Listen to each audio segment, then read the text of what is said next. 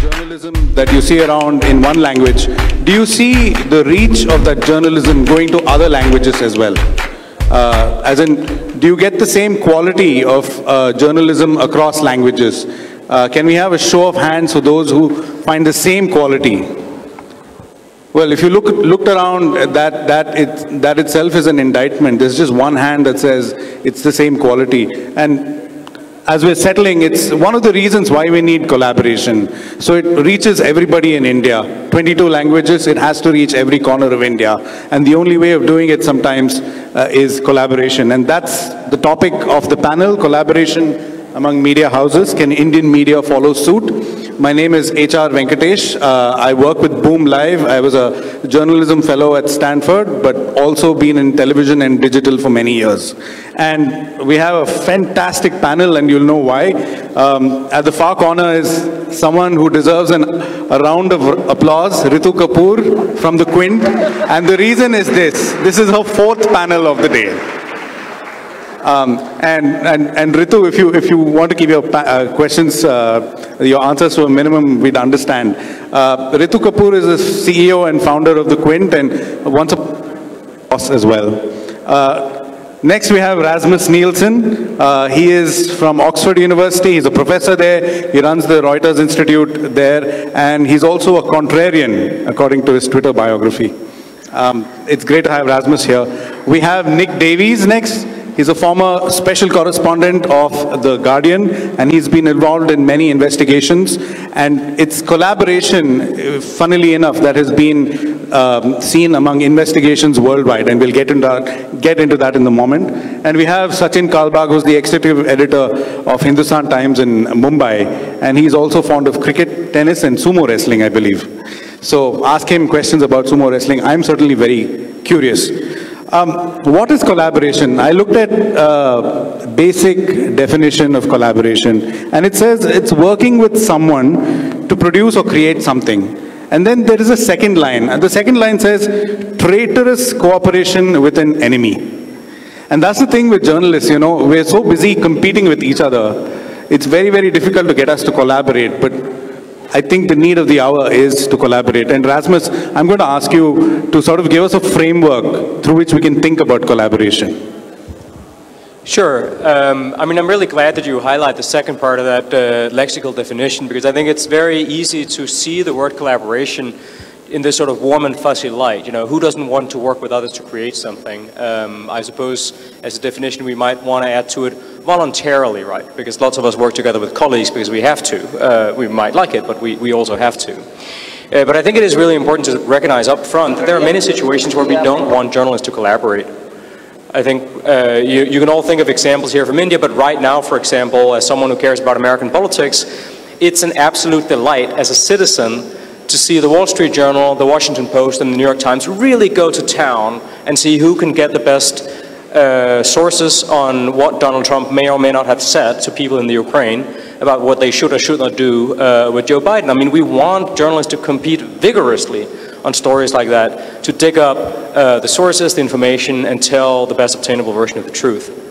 That said, I think there is also a case to be made for collaboration, even in this incredibly competitive profession and an almost pathologically competitive industry. And I think for me, the moment that really brought that home to me was in 2010, where some of you will remember a group of Chilean miners were stuck in a caving accident in Chile down in the mine. There were 30-some of them. And what happened next, I think, was very interesting, which was that the entire global media sent people literally to film a hole in the ground, right? And I remember speaking to people at the BBC who said that they had worked very hard internally to ensure they sent fewer people than there were people stuck down the mine. And the BBC actually ended up sending more than 35 people to Chile to film a hole in the ground. Now, this is competitive waste. There were more than 2,000 journalists on this mountain in Chile just doing the same thing. That's complete waste. There's no way in which this helps inform the public. There's no way in which this advances a story. There's no way in which this contributes. So I think we can see a lot of opportunities to maintain the vigorous competition on key stories, but also to see ways in which journalists can work together to cover the story, to advance the story on their own. We see this with very high-profile collaborations, the Panama Papers, WikiLeaks, and many others, which I know Nick will speak about too, but also locally in many countries, and I think people here can draw inspiration from that. I want to hear maybe particularly Ritu's view on this, and yours too perhaps, about whether we can also think about collaboration beyond this, commercially for example. So are there ways in which news organizations can think about collaboration around things like advertising sales as they compete against the very large US-based platform companies? Are there ways in which we can think about how news organizations can collaborate around data gathering and registration systems? Again, these are things that are very expensive for small organizations to do on their own, but maybe they can be doing jointly. Are there ways in which they can think about collaboration around payment, for example, to have joint login systems and joint payment systems so that we can advance an industry that has some issues that we've heard from the editors in the panel before that are about politics, but also other issues, as Ritu have talked about earlier at the event, that are about commerce, if you will, how we make the technology, the distribution, the advertising, the data gathering, and the payment systems work in a way that can sustain the kind of journalism that everyone in this room believe in. Right. Thanks for setting that up in terms of a framework. Sachin, the Times of India, for example, and Hindustan Times collaborating on a piece of journalism. For many journalists like us, that is something that has never happened. But I won't be surprised if in the past it has happened. But in your view, is that the kind of collaboration we need, or is it a different kind of collaboration, let's say among smaller newspapers, magazines, websites? It's kind of unbelievable, but the Hindustan Times and the Times of India group did actually collaborate in the early 2000s to bring out a newspaper in Delhi. Which didn't really succeed well because there were differences on both sides, but that's history now. But there is an advertising collaboration between various newspaper houses in India. And this is, essentially to compete with the Times of India group, which is the largest newspaper group in the country. So there are these collaborations already present in our media world. The editorial collaborations is something that editors and publishers both have had an aversion to. One, because they won't be able to control the narrative that they want to put forth. By narrative, I don't mean that it's biased or ideologically biased or politically biased. What I mean is that they think, or the fear is that they don't have control over the story completely, because there are 2 or 3 organizations which may or may not be competing in the otherwise sense, are coming together and creating a story or developing a story. In the case of the Panama Papers, for instance, there was an international collaboration.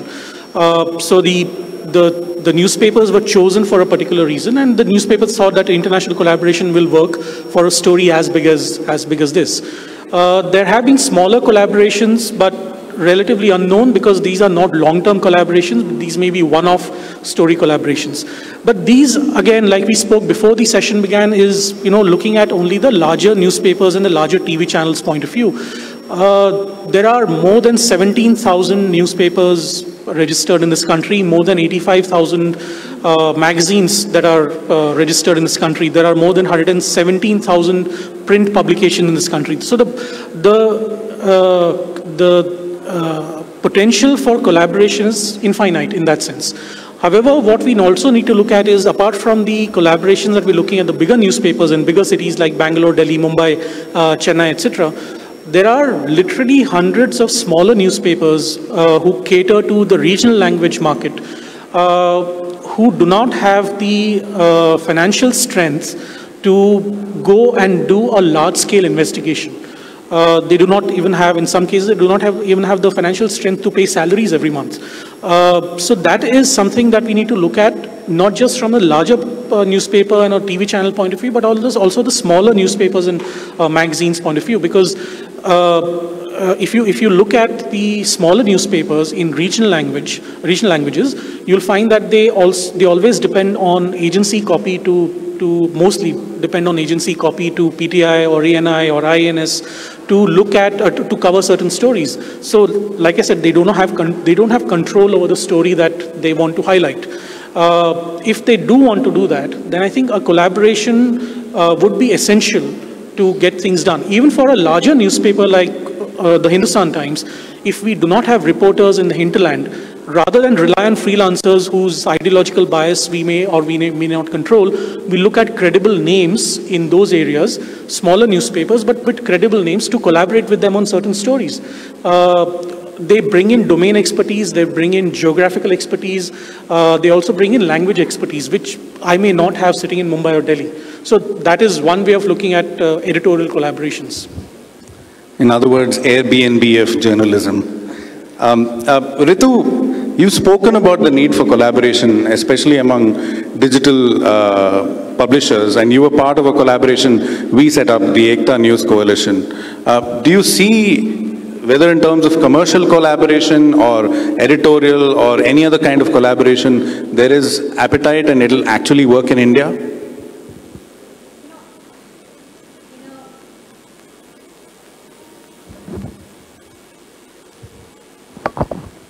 In a utopian world, there is so much reason to collaborate. And there is so much that different newsrooms can be complementing each other. In another time, in another era, when I was Network 18 or when I was CNN IBN, we used to collaborate with Hindustan Times on our Real Heroes campaign, for instance, because we didn't have a print outlet, they didn't have broadcast, and it was something that would work very, very well. But I think times have changed from the time that happened, because news media is so polarized now. I think there are issues of trust. I think there are issues of who takes primary ownership of breaking a story. I think things have changed. I think the environment has changed. So the question is, in this environment, how do you look for collaborations? I actually feel that let's look in spaces which are apolitical, like tech. For instance, right now there are so many of us all trying to crack the tech on either the paywall or trying to crack the tech on a membership model. And this is all complicated technology for newsrooms to build, because newsrooms traditionally haven't dealt with what has been the strength of e-commerce, which is transactional tech, etc. So why is it that everyone is currently reinventing the wheel?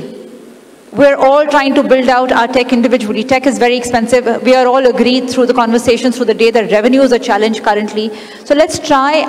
So I think in the current universe, I think we have to find collaborations, not so much maybe on in editorial spaces, because I think different newsrooms have different editorial guardrails that they need to worry about.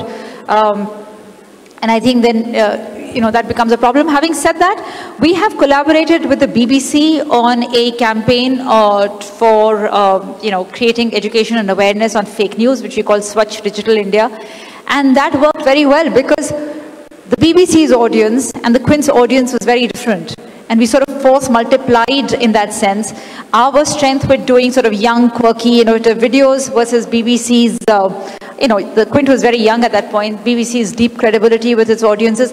I think a collaboration like this, where there is there's no two ways, there is no political angle to that campaign. I think that is possible.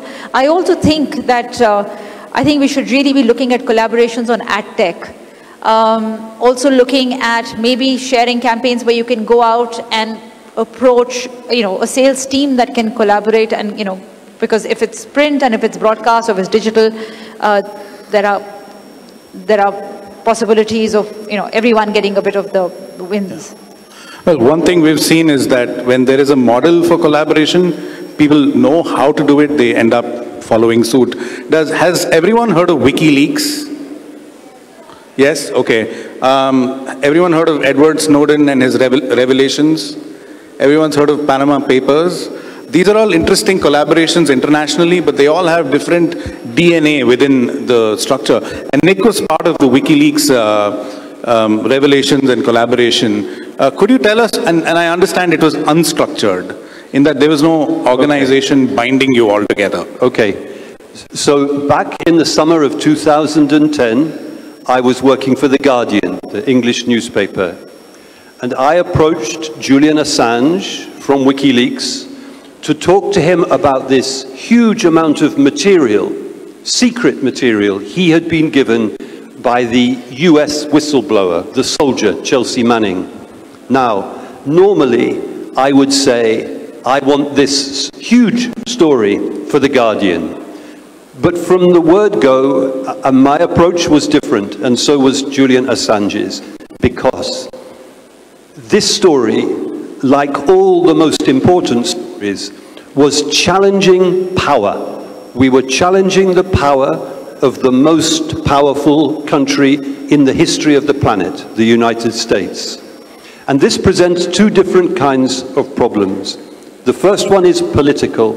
If one single newspaper takes on this powerful monster, it is all too possible that we'll lose, we'll be crushed. So from the outset, if we set up an alliance with other news organizations in other countries, we are more likely to have the political power to take them on and to win. And you understand our political power comes first of all from the sheer number of readers, millions and millions of readers for The Guardian and the New York Times and the German magazine Der Spiegel. But also, news organizations naturally have an alliance of powerful individuals, the politicians, the academics, the trade union leaders who read and support that newspaper. So by forming an international collaboration, we gave ourselves political power to fight the struggle to defend the story. But secondly, there's also the law. So in the UK, as here, media law is very hostile to news organizations. The Official Secrets Act, the defamation laws, and others make it difficult. Part of our collaboration was specifically with the New York Times. Now, the truth about the United States is that it is in many ways a repressive society. It is not nearly as free as it likes to pretend. But from the point of view of journalists, the First Amendment to the Constitution is incredibly important because it makes it almost impossible for the government to shut down a story before it's published. Almost impossible. In the UK, it's really easy. So by linking up with the New York Times, it meant that if the British government went to court in London and said, we want the judge to order The Guardian not to publish, we could say, that's ridiculous. The New York Times are going to publish tomorrow. The story isn't secret, so we must be allowed to publish. So in our case with the WikiLeaks, it was for the political and legal power that it gave us that we created that collaboration. So WikiLeaks, that's an interesting point. I don't know how easy it would be in India, but WikiLeaks was really the first of a series of collaborations, or maybe there were ones before, but the ones we know internationally was that one. Rasmus, we had ICIJ, for example. It got the story from a German newspaper, and they roped in 107 media organizations across 80 countries to publish the Panama Papers. Interestingly, I understand the New York Times was not part of that because they felt they didn't want to be part of it, but the next one, the Paradise Papers, they were a part of it.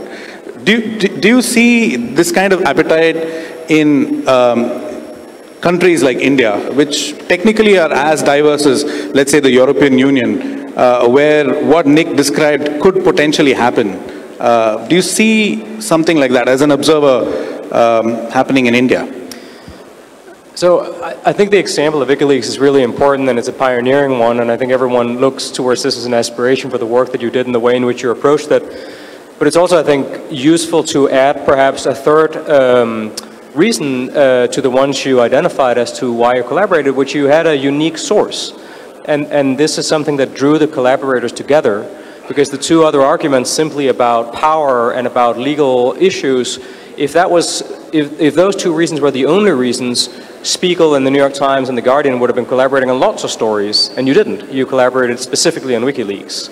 So there was a source, there was some unique material that all the collaborators could only access by working together with the Guardian and with Julian Assange. And I think this is the case again with many of the later collaborations too, the Panama Papers, the Paradise Papers and the like. I think what we have seen as people have built on the lessons that you and others drew from the case of WikiLeaks is the attempt to create structures that facilitate the collaboration. Right? So the International Consortium of Investigative Journalists it helps maintain a network where people get to trust each other, they have a track record, they've worked together before, They know that they can rely on each other. They create an infrastructure through which information and data and documents can be shared, where people have kind of confidence that this won't be compromised by an individual being careless with their information security. And I suppose if we were to think about the potential for this in India, I suppose in addition just to seeing the incredible power of the collaborations like WikiLeaks and those that came later, is to also think about what are the steps, the more prosaic, practical steps that were taken to ensure that these things can happen again. So the formation of some form of collaborative enterprise that would help people get to know each other, that would help identify who is good faith collaborators, who are not, who are the ones you can actually depend on, the creation of an infrastructure through which information could be gathered, and perhaps also a way of signaling to potential whistleblowers, because again, this is a common thread of many of these collaborations, is that whistleblowers provided documentation that allowed the collaboration to happen, that potential whistleblowers would feel that they could go to this network and be confident that if they gave documents to this network on a story of public importance, it would be treated in a way that was in the public interest. It would be done responsibly, and it would be published by the Quint, if the Quint was part of it, but not only by the Quint, also by HT, and also by other publications that took part in it.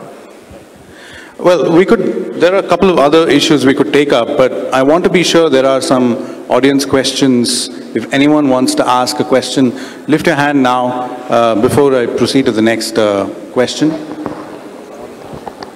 One question, one might ask, of course, is India has attempted, we tried to put together a fact-checking coalition in place before the general election. We managed to do one for the state elections here in Rajasthan. But this was unstructured. This did not have an organization behind it. And perhaps had there been an organization, it would not have been a missed opportunity. Sachin, any last thoughts? Because we're running out of time. I'm going to ask everyone to do a 1-minute sort of summation on whether this kind of editorial collaboration, not technological, not commercial, is possible, and would you support it? It is possible, but like the Guardian did with the WikiLeaks, it has to be a really big story to create that impact. India itself has multiple regions with multiple languages, and just as the European Union will have multiple countries with multiple languages, and only when you go to each of these countries for collaborations will you have an impact which is continent-wide. Similarly, in India, you'll need to have collaborations which are across multiple geographies and multiple languages to have that impact. But that story has to demand that kind of a collaboration, which will encourage editors and publishers to say, yes, let's do this together. One. Two is that the impact, not just the bigness of the largeness of the story, but the impact of that story has to be sustained over a period of a series of investigative reports.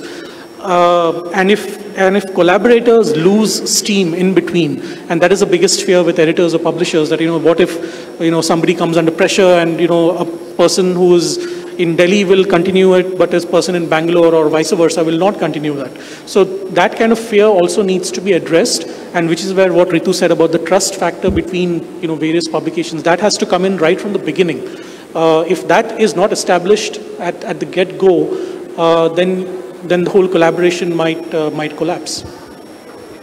So I think there is a lot of potential for collaborating. If you think, why does a journalist get out of bed in the morning? Actually, it's not to earn money. It's certainly not to make money for the news organization. You get out of bed and you do your job because you want to have impact. You want things to change as a result of your story. So if I think of the UK, I'll give you some. That the UK is the 7th biggest economy in the world. That's a rich country. And yet, in every city in the country, there are children working as prostitutes. That should have stopped 100 years ago, but the levels of child poverty in the UK have increased enormously in the last 30 years. Okay, now, suppose you are editing a local newspaper in one city. You can send a reporter out, and they do a story. And the people in that city will be shocked and ashamed to discover 12-year-old boys and girls selling their bodies to businessmen in the evening. But imagine how much more impact you would get if all of those different local newspapers in all of those different cities agreed, each of us will put a reporter onto this story and we'll all publish on the same day, then the government in London has to start listening about child poverty. And you could do the same with aggression against women. Whoops, I've been cut off. You could do the same with any subject that seems to you to be important, that deserves to have impact. One voice on its own will not necessarily be heard. But if all the voices in the UK, all the voices in India on the same day say the same thing, then you get impact, which is what we want. Ritu and Rasmus? I mean, I think there's huge potential for 3 different kinds of collaboration in journalism, both here as in everywhere else in the world. Profitable, practical, and principled. Profitable is about how we make the business of news work better, so that there actually are jobs for professional journalists to go out, seek truth and report it, and hold power to account.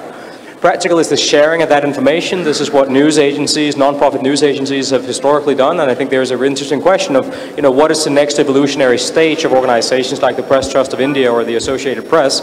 And finally, there is principled ones. As Ritu said, collaboration might be most possible when things are less politicized, but as Nick just suggested, with many issues, you may find a community of interest of people who share certain values and want to pursue a similar agenda and advance that. But of course, there has to be clarity about what is the principle behind this collaboration when people want to work together. I think just going to step away a little bit from on this to say that given what we are dealing with right now in terms of press freedom, I think one of the collaborations that we can, if we can successfully pull off, is collaborate in having conversations with the government on regulatory policies that are going to come and stymie a lot of good journalism, because unless that is not fought, or at least conversations are not started, then a lot of good work on collaborations. I mean, we are so far away from what ICIJ has been able to pull off. Because like Rasmus was, we were talking earlier, and he was talking about the kind of tech that was needed to pull that off, for instance, which means you need to collaborate not just on content, you have to collaborate in many, many ways. But before that, we need an environment right now where, there's talk about certification for digital content, there's talk about foreign investment, there is talk about, there's so much that we need to collaborate and be seen as one media to have a conversation with. So I think first you have to collaborate at high level. Yeah, I mean, imagine the possibilities, as Nick, you were saying, if all newspapers, digital outlets, television channels, at least 1 or 2 per language were to simultaneously publish an investigation, it would ask the government very, very tough questions. And on that note, we'll wrap up. Thanks to our panelists. A big round of applause to all of them.